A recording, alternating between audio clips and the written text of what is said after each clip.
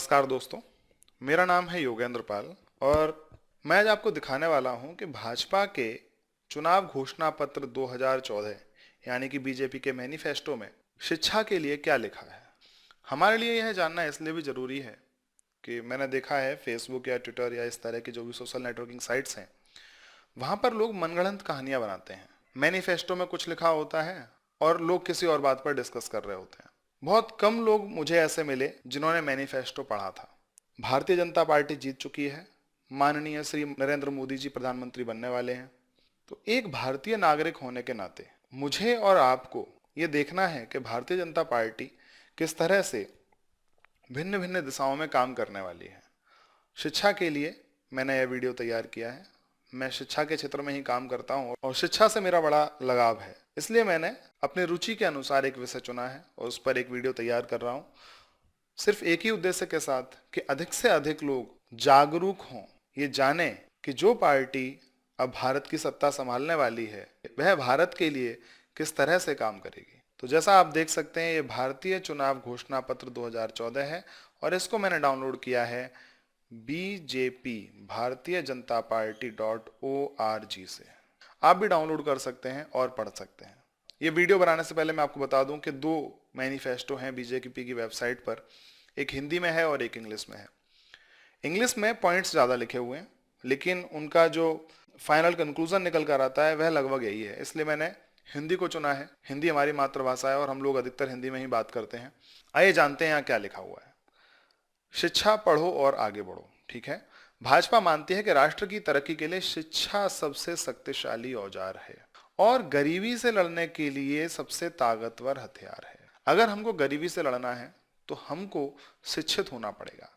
शिक्षा से जागरूकता आती है, लोग अपने हकों के लिए लड़ते हैं। अगर आप ग्रामीण इलाके में जाएंगे तो आप देखेंगे कि जो ग्रामीण होते हैं, अधिकतर ग्रामीण शिक्षित नहीं हैं और क्योंकि वह शिक्षित नहीं है इसलिए उनको अपने अधिकारों के बारे में जानकारी नहीं है और इसका फायदा जन सेवक उठाते हैं, जनप्रतिनिधि उठाते हैं। अगर वह जागरूक होंगे, अगर वह अपने अधिकारों के बारे में जानते होंगे तो उनके लिए जो भी सरकार की तरफ से रुपया आता है वह बर्बाद नहीं होगा। वह कंट्रोल कर पाएंगे कि उनके बच्चे जिस सरकारी स्कूल में पढ़ने के लिए जाते हैं वहां पर जो अध्यापक है वह प्रतिदिन आता है या नहीं आता है। लेकिन क्योंकि उनको जानकारी नहीं है इसलिए वह इनमें से किसी भी चीज पर कंट्रोल नहीं कर पाते हैं। तो अगर शिक्षित होंगे, अधिकारों को जानेंगे तो अपने बच्चों को भी आगे अच्छी शिक्षा दिला पाएंगे और कम से कम यह निश्चित कर पाएंगे कि अगली आने वाली पीढ़ी गरीब ना हो। अब यहाँ पर अगला पैराग्राफ में भाजपा ने तीन बहुत बड़ी कमियां मानी हैं हमारे एजुकेशन सिस्टम की। पहली कमी ये मानी है कि शिक्षकों और शोधकर्ताओं की भारी कमी इंडिया में है, भारत में है। दूसरी कमी भारतीय जनता पार्टी ने जो मानी है भारत में वह है शिक्षा एवं शोध की गुणवत्ता का गिरना। और जो तीसरी कमी मानी गई है वह है अधिकतर कोर्सों से जुड़ी रोजगार परकता। ये तीन कमियां हैं जो हमारे एजुकेशन सिस्टम में हैं। तो इन तीन की समस्या का समाधान निकालने को सर्वोच्च प्राथमिकता दी जाएगी, यह भारतीय जनता पार्टी ने कहा है। अगला कहा है कि शिक्षा पर सरकारी खर्च को बढ़ाकर जीडीपी का 6% किया जाएगा। ये बहुत बड़ा आंकड़ा है। 6% अगर खर्च करते हैं तो वास्तव में काफी कुछ किया जा सकता है, क्योंकि अभी तक के आंकड़े बताते हैं कि 3.3, कभी 3.2, कभी 3.4 इतना ही फीसदी जीडीपी का खर्च किया गया शिक्षा में। और साथ में कहा है कि निजी क्षेत्र को भी इसमें शामिल किया जाएगा। हालांकि वे कैसे शामिल करेंगे इसके बारे में फिलहाल यहाँ पर कोई भी जानकारी नहीं लिखी है। सभी की महत्वपूर्ण शिक्षा के तहत भाजपा निम्नलिखित कदम उठाएगी।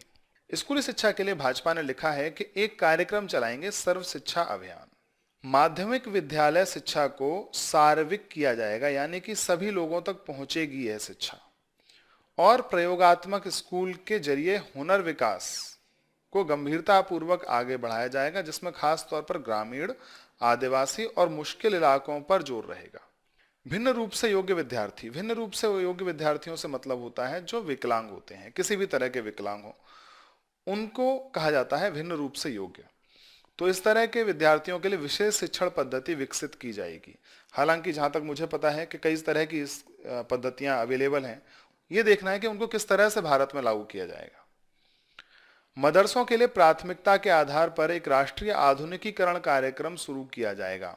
मध्याह्न भोजन योजना का प्रबंधन एवं सेवा प्रदान करने के संदर्भ में पुनरुत्थान किया जाएगा।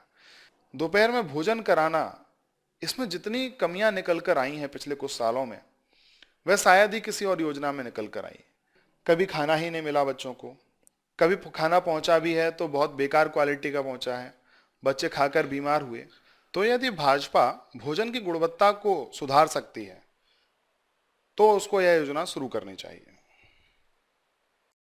अगला पॉइंट जो स्कूलों से ही जुड़ा हुआ है, उसमें लिखा है कि स्कूल के शिक्षकों एवं विद्यार्थियों को सशक्त बनाने के लिए एक राष्ट्रीय ई पुस्तकालय की स्थापना की जाएगी। तो इसका कुछ मतलब ऐसा है कि एक रिपोजिटरी बनाई जाएगी जहां पर बहुत सारी पुस्तक होंगी। वह पुस्तक ऑडियो भी हो सकती हैं, वीडियो भी हो सकती हैं, या फिर इस तरह की पीडीएफ फाइल्स भी हो सकती हैं।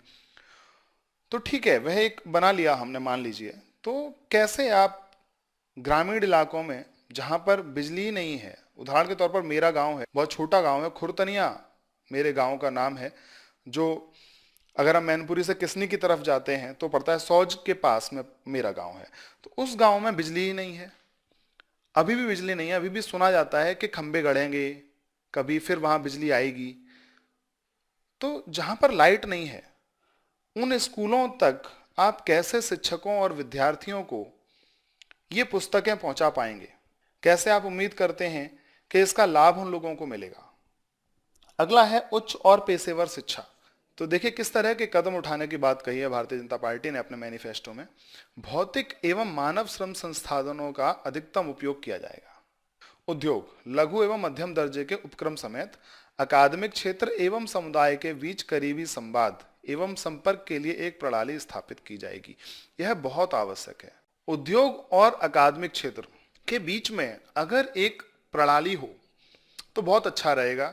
उससे कम यूनिवर्सिटी कुछ पढ़ाएंगी, वह उद्योगों के डायरेक्ट काम में आएगा, तो उद्योग चलाने वाले लोग इस तरह के लोगों को तुरंत रोजगार देंगे। ये प्रणाली की हमारे यहाँ बहुत बड़ी कमी है। अभी मैं कई ऐसे कोर्स जानता हूँ, कंप्यूटर साइंस में कई कोर्स ऐसे चल रहे हैं जहाँ पर फोर्ट्रान है और कुछ इस तरह के डेटाबेस हैं जिनकी जरूरत नहीं है। लोग सीखते हैं क्योंकि उनकी मजबूरी है सीखना, उनके करिकुलम में है। सीखने के बाद जब वो बाहर जाते हैं मार्केट में जॉब के लिए, तो उनको पता लगता है कि जो टेक्नोलॉजी हम सीख के आए हैं उसकी तो कहीं जरूरत ही नहीं है, कोई उसका इस्तेमाल ही नहीं करता। और ये सब क्यों है कि संपर्क के लिए एक प्रणाली जो होनी चाहिए वह नहीं है, और अगर शायद है भी तो यूनिवर्सिटीज उसका इस्तेमाल नहीं करती हैं। उन्होंने एक बार 20 साल पहले जो सिलेबस डिसाइड कर दिया था उसी पर आज तक काम कर रही हैं। तो सबसे पहला काम जो भारतीय जनता पार्टी को करना चाहिए वो ये है कि सिलेबस को अपडेट करवाना चाहिए। सभी यूनिवर्सिटीज के सिलेबस को अपडेट करवाया जाना चाहिए और उसके लिए किसी अच्छे संस्थान को जिम्मेदारी दी जानी चाहिए। लिखा भी है, उच्च शैक्षणिक संस्थानों की जिम्मेदारी सुनिश्चित करने के लिए उन्हें विभिन्न कदमों में स्वायत्तता प्रदान की जाएगी।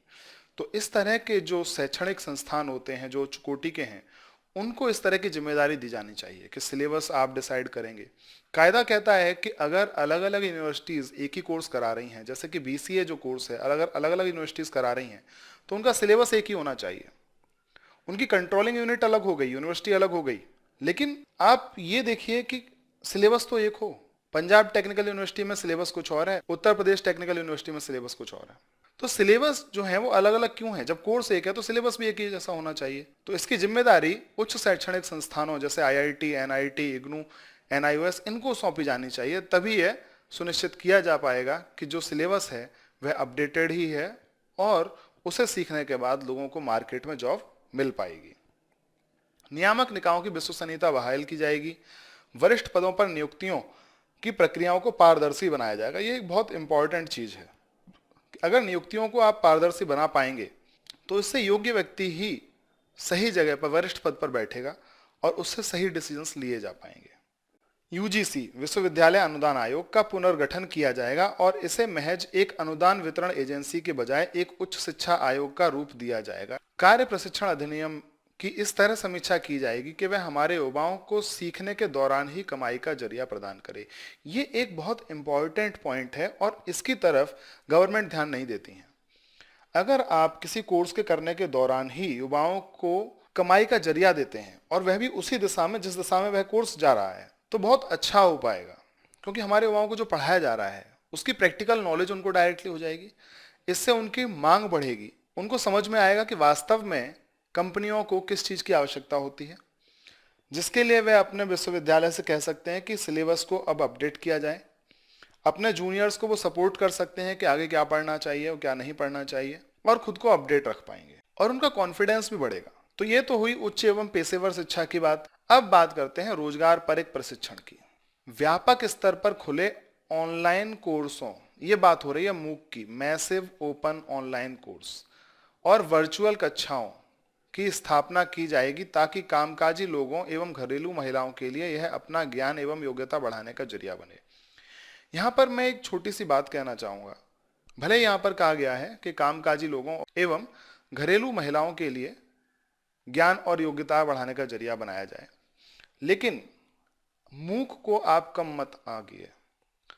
जो इस तरह के ऑनलाइन कोर्स हैं जो कई यूनिवर्सिटीज़, और अच्छी बात यह है कि कई अच्छी यूनिवर्सिटीज़ के द्वारा चलाए जा रहे हैं, और यूनिवर्सिटीज़ भी राष्ट्रीय नहीं अंतर्राष्ट्रीय यूनिवर्सिटीज़ के द्वारा चलाए जा रहे हैं। अगर वास्तव में उन कोर्स का आपको इस्तेमाल करना है भारत की शिक्षा में बदलाव लाने के लिए, तो बहुत कम आपको खर्च करना पड़ेगा। क्या करना है, आपको सबसे पहले तो यह निश्चित करना पड़ेगा कि सब जगह लाइट की व्यवस्था है और सब जगह इंटरनेट की व्यवस्था है। इंटरनेट है, लाइट है। ऑनलाइन कोर्स बहुत सारी यूनिवर्सिटी चला रही हैं, अलग अलग चला रही हैं। ये बहुत अच्छी बात होगी कि अगर आप एक ऐसा चैनल बना पाएं जिसके जरिए इन कोर्स को करने के बाद एक सर्टिफिकेट उन लोगों को प्रोवाइड हो जो भारतीय सरकार द्वारा मान्यता प्राप्त हो, तो बहुत अच्छा हो जाएगा। लेकिन अगर आप सिर्फ इंटरनेट और लाइट भी अवेलेबल करा देते हैं जगहों पर, तो ऑनलाइन कोर्स और वर्चुअल कक्षाएं लोग अपने अपने घर पर रहकर अपने अपने समय पर, जो समय उनको अच्छा लगे उस समय पर ले सकते हैं। और अगर आप सर्टिफिकेट भी प्रोवाइड कराना शुरू कर देते हैं तो पूरे भारत को साक्षर होने में ज़्यादा समय नहीं लगेगा। स्वरोजगार के नए क्षेत्रों, परिवार संचालित कारोबारों, उद्यमशीलता एवं नए प्रयोगों के लिए पत्राचार पाठ्यक्रम शुरू किए जाएंगे। अच्छी बात है, आप पत्राचार पाठ्यक्रम शुरू करना चाहते हैं, लेकिन जब हमारे पास मूक है तो क्या आज भी इसकी आवश्यकता है? जो चीज़ वीडियोस में देखकर सीखी जा सकती है, क्या आप उसको पत्राचार के जरिए सिखा सकते हैं? सिर्फ करना क्या है, आपको लाइट देनी है और इंटरनेट देना है, और एक ऐसी बॉडी होनी चाहिए जो क्वालिटी कंट्रोल कर सके। तो अगर इस तरह के पाठ्यक्रम शुरू किए जा सकते हैं तो बहुत अच्छा हो जाएगा। और साथ में लिखा है कि ये कोर्स महिलाओं के लिए मुफ्त होंगे। तो अगर हम बात करते हैं मूक की, तो इसमें मुफ्त वाली कोई बात ही नहीं है। मूक ऑलरेडी मुफ्त है। जो मैसिव ओपन ऑनलाइन कोर्सेज हैं वह मुफ्त ही हैं। वर्चुअल कक्षाएं जो यूट्यूब पर चल रही हैं या कहीं किसी और तरह से चल रही हैं, वह सभी मुफ्त ही हैं, अधिकतर तो मुफ्त हैं।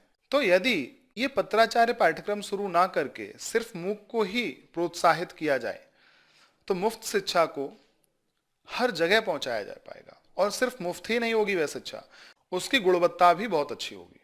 यहाँ लिखा है कि भाजपा शिक्षा पर एक राष्ट्रीय आयोग स्थापित करेगी जो शिक्षा के हालात एवं आवश्यक सुधारों पर 2 वर्ष के अंदर अपनी रिपोर्ट देगा। इस रिपोर्ट के आधार पर भाजपा गुणवत्तापूर्ण शिक्षा, नए प्रयोगों एवं शोध के संदर्भ में जनता की बदलती जरूरतों के अनुरूप एक राष्ट्रीय शिक्षा नीति तैयार करेगी। यह एक बहुत ही अच्छा पॉइंट है। जनरली क्या होता है कि एक बार सरकारी नियम बन जाते हैं तो वह नियम सालों साल चलते रहते हैं, जो कि बहुत गलत है। हर 2 साल बाद या हर 3 साल बाद उन नियमों की समीक्षा होनी चाहिए, जनता की जरूरतों के बारे में जानना चाहिए और उसके अनुरूप शिक्षा प्रणाली में बदलाव करते रहना चाहिए। भारतीय जनता पार्टी के मैनिफेस्टो में शिक्षा के लिए यही लिखा हुआ है। तो जो मैंने अभी आपको दिखाए, ये भारतीय जनता पार्टी के मैनिफेस्टो में लिखा है।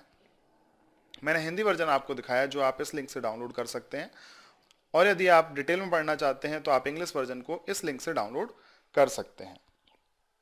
तो अगर इन सभी पॉइंट्स को मिलाकर बात करें तो मैं तो यही कहूँगा कि भारतीय जनता पार्टी का मैनिफेस्टो काफ़ी पॉजिटिव लग रहा है। हम तो बस यही उम्मीद कर सकते हैं कि अगले 5 सालों में भारतीय शिक्षा प्रणाली को कई पॉजिटिव बदलाव देखने के लिए मिलेंगे, जो भारत के लिए बहुत अच्छा होगा। मेरे इस वीडियो को देखने के लिए, सुनने के लिए और अपना समय देने के लिए बहुत बहुत धन्यवाद।